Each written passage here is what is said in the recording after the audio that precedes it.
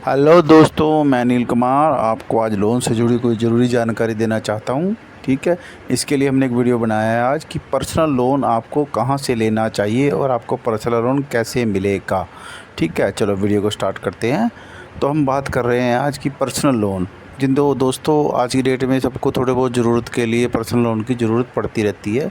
ठीक है, उसके लिए हम क्या करते हैं, किसी से उधार लेते हैं आज की डेट में या क्रेडिट कार्ड से ले लेते हैं। ठीक है, आजकल वो भी बड़ा मुश्किल हो गया, तो एक काम करते हैं लोग, थोड़ा बैंकों से या किसी प्राइवेट फाइनेंस से पर्सनल लोन ले लेते हैं किसी ना किसी बैंक से। ठीक है, तो हम पर्सनल लोन के बारे में बात करने जा रहे हैं आज। तो पर्सनल लोन आपको मिलेगा कैसे दोस्तों। जब भी हम पर्सनल लोन लेने के बारे में सोचते हैं भाई क्या डॉक्यूमेंटेशन होगी, क्या कार्रवाई होगी, तो हम बात करते हैं सबसे पहले कि आपको पेपर क्या क्या होने चाहिए आपके पास अगर आपको पर्सनल लोन लेना होता है। तो आप बेवजह घूमते रहते हो, आपका काम नहीं होता दोस्तों। ठीक है, तो पर्सनल लोन जब भी आप लेने जाओ, आप ये चीज़ देखो कि आपके पास एलिजिबिलिटी क्या है, यानी आप उस दायरे में आते हो या नहीं होते कि आपका लोन भी हो जाएगा या नहीं हो जाएगा। ठीक है, तो सबसे पहले जो पर्सनल लोन होता है दोस्तों, वो उसका होता है जो कम से कम जिसकी सैलरी 15,000 से ऊपर हो किसी प्राइवेट सेक्टर के अंदर। ठीक है दोस्तों, और सरकारी में तो आपको पता है 20, 30, 50,000 से नीचे सैलरी लगती नहीं है। सरकारी का तो हो ही जाता है कहीं ना कहीं से। प्राइवेट अगर आप जॉब करते हो तो अगर आपकी सैलरी 15,000 और आपके अकाउंट में आती है, ठीक है, तब तो आपका लोन हो सकता है। अगर आप कैश भी लेते हो तो कम से कम 12 से 13,000 रुपये आपकी सैलरी इन हैंड कैश होनी चाहिए आज की डेट में। ठीक है, तब तो आपका पर्सनल लोन हो सकता है। मे भी अगर पॉसिबल हो, आपका सिबिल स्कोर ठीक हो तब। अदरवाइज 15,000 रुपये, 15 से 20,000 तो क्राइटेरिया आज की डेट में है कि 15 से 20,000 सैलरी आपकी होनी चाहिए अगर आप सैलरीड पर्सन हो तो। ठीक है दोस्तों, अब आती है बात की नौकरी वाला तो हमने बता दिया कि सरकारी को तो हो जाएगा, प्राइवेट के लिए 15 से 20,000 सैलरी होना बेहद ज़रूरी है। इसके बाद अगर आप कोई बिजनेसमैन हो, आप छोटी मोटी शॉप करते हो, अपनी दुकान है, किराए की दुकान है, तो आप किराए पे कुछ शॉप पे बात करते हो तो उस पर लोन कैसे मिलेगा और हमें बिजनेस कैसे दिखाया जाएगा। तो उसके लिए आपके पास जो है कम से कम रिटर्न होनी बहुत ज़रूरी होती है दोस्तों। ठीक है, अगर आपके पास ITR रिटर्न नहीं है तो कैसे पता लगेगा कि आपको बिज़नेस लोन की ज़रूरत है। ठीक है, अगर बिज़नेस लोन भी आपको चाहिए तो उसके लिए ITR होना बहुत ज़रूरी है, तब आपको उसके ऊपर बिज़नेस लोन मिल सकता है।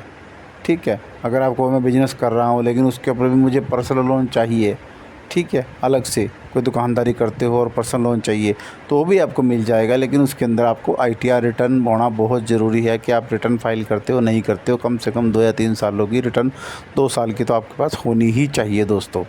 ठीक है, इसके बाद KYC भी आपकी होनी ज़रूरी है दोस्तों। ठीक है, उसके बाद आपके पास बैंक खाता होना ज़रूरी है, बैंक के चेक होने ज़रूरी हैं।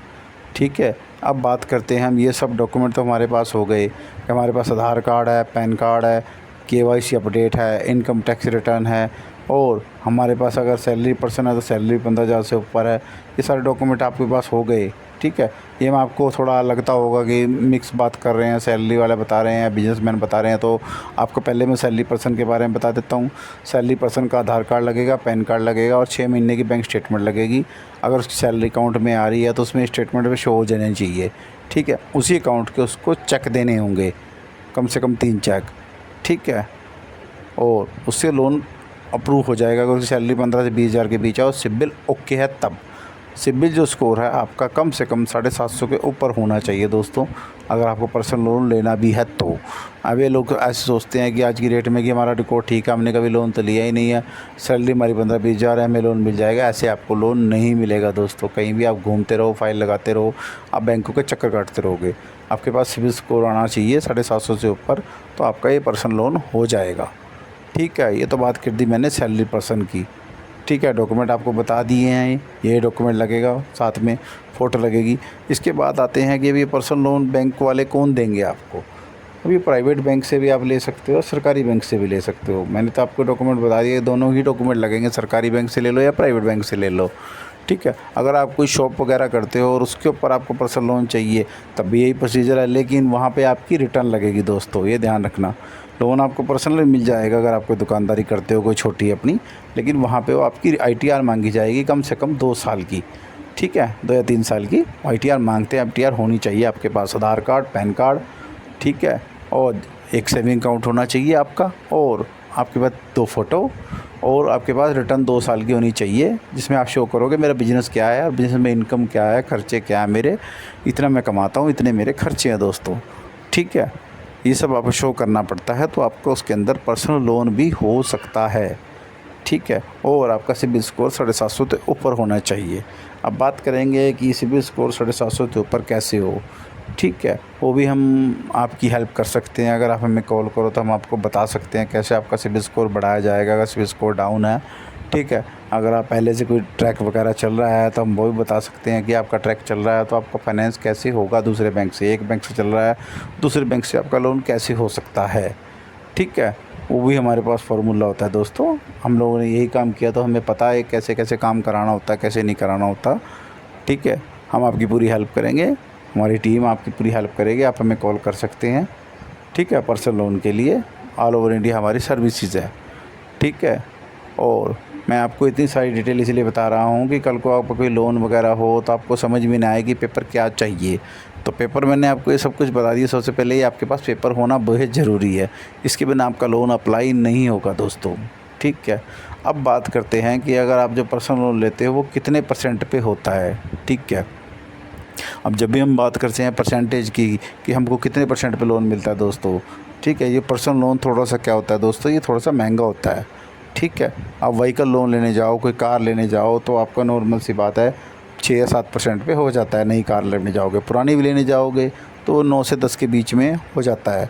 अगर आप ये लोग पर्सनल लोन लेने चाहते हो तो पर्सनल लोन थोड़ा सा महंगा होता है दोस्तों, वो 11 से 12-13 के बीच में जाके पड़ता है परसेंटेज। ठीक है, ये फ्लैट लगता है इसके ऊपर दोस्तों। ठीक है, मान लो कि आपने 1 लाख रुपए का लोन लिया तो उसके ऊपर सालाना 12 या 13% ब्याज लगता है 1 साल का। आप जितने साल के लिए लेना चाहो उतने साल के लिए आपको मिल सकता है। ये तो मैंने आपको बात कर दी है कि ये बैंकों से है। ठीक है, बाकी आप फाइनेंस कंपनियाँ कहीं उससे भी थोड़ा लोन ले सकते हो, उसमें थोड़ा बहुत आगे पीछे हो सकता है, 1-2% का ज़्यादा फ़र्क नहीं होता। आप एज़ पर आपके पॉलिसी के हिसाब से होता है बैंक और कंपनियों का। आपका सिबिल स्कोर है, आपकी एफआई कैसी है, आपका स्टेटस क्या है, आपका कब इनकम क्या है, ये बहुत सारी चीज़ें इस चीज़ के अंदर मैटर करती हैं। हम उस चीज़ों पे नहीं जाना चाहते। हमने तो आपको सिर्फ बेसिक चीज़ें बताई हैं, जो हमारी बेसिक चीज़ें होती है दोस्तों कि लोन के लिए ये सब ज़रूरी है और ये सब डॉक्यूमेंट के बाद ही आपका लोन हो सकता है दोस्तों। ठीक है, तो मैंने आपको ये सारे डॉक्यूमेंट बता दिए हैं और प्रोसीजर भी बता दिया है क्या होगा। ये सारे डॉक्यूमेंट आपके बैंक में जाएंगे, बैंक वाला पर्सन आएगा, एफआई करेगा, उसको लगता है भी हाँ केस आके जाना चाहिए, पार्टी ओके है, ईएमआई टाइम से दे देगी तो वो आपका जाके लोन पास करवा सकता है। ठीक है, और बात करते हैं अब कि अगर आपको कोई डाउट हो तो आप हमें कॉल भी कर सकते हैं। ठीक है, अब हम बात करेंगे दोस्तों कि अगर आप ये डॉक्यूमेंट आपके पास है तो आपकी जैसे शादी हो चुकी है तो आपकी वाइफ के भी सिग्नेचर होंगे घर में। नॉमिनी आप जिसको बनाओगे, पर्सनल लोन में आज की डेट में नॉमिनी भी चुना जाता है कि नॉमिनी आप मदर, फादर, वाइफ किसको बनाना चाहते हो एज़ पर रूल के हिसाब से। जितना भी आप लोन ले रहे हो, कल को आपके पास कोई हादसा हो जाता है, ठीक है, तो आपका ये लोन माफ़ हो जाता है। ठीक है, इसमें आपको एक पर्सनल लोन के साथ एक इंश्योरेंस भी दिया जाता है। आपको उसके बारे में पता करना होता है साथ के साथ। कई बार कर देते हैं, कई बार नहीं करते। आपसे सहमति लेते हैं, आपसे पूछते हैं वो कि लोन के साथ इंश्योरेंस करें ना करिए, आपकी मर्ज़ी के ऊपर निर्भर करता है दोस्तों। ठीक है, ज़्यादा जानकारी के लिए मेरे चैनल को लाइक, कमेंट, शेयर, सब्सक्राइब कीजिए। आप सब्सक्राइब बहुत देर से करते हैं। ठीक है दोस्तों, मेरे चैनल के आगे मैं आपको अच्छी सी जानकारी लेके आऊँगा। एक से एक सीरीज़ आपको बताऊँगा कि आपको पर्सनल लोन कैसे मिल सकता है, बिजनेस लोन कैसे मिल सकता है, होम लोन वगैरह कैसे मिल सकता है दोस्तों। लेकिन मैं तभी बना पाऊँगा ये वीडियो जब आप मुझे आगे से सब्सक्राइब करते रहोगे, आगे से आगे फॉरवर्ड करते रहोगे। ठीक है दोस्तों, तो जानकारी अच्छी लगी तो कमेंट करें। आप कमेंट भी बहुत देर से करते हैं। ठीक है, तो चैनल को सब्सक्राइब करें। ओके।